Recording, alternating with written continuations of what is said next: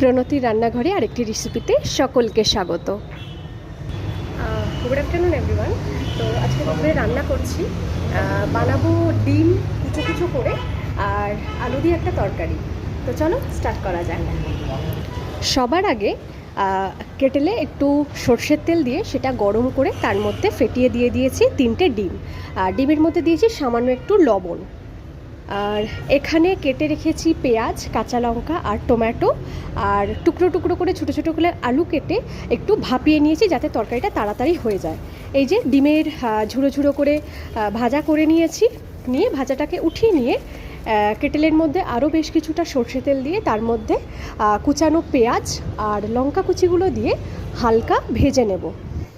হালকা ভাজা হয়ে গেলে তার মধ্যে দিয়ে দেব কুচিয়ে রাখা টমেটোগুলো দিয়ে সামান্য নুন দিয়ে দেবো যাতে সমস্তটা খুব ভালোভাবে মজে যায়।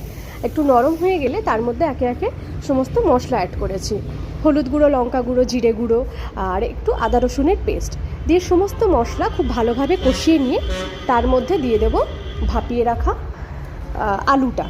আলু দিয়ে আরও বেশ কিছুক্ষণ কষিয়ে নিয়ে অ্যাড করেছি গরম জলটা গরম দিয়েছি যাতে তাড়াতাড়ি হয় আর কি, অনেকটা দেরি হয়ে গিয়েছিল রান্নাটা চাপাতে, তাই সমস্ত কিছু একসঙ্গে মিশিয়ে ঢাকনা দিয়ে খুব ভালো করে ফুটিয়ে নেব।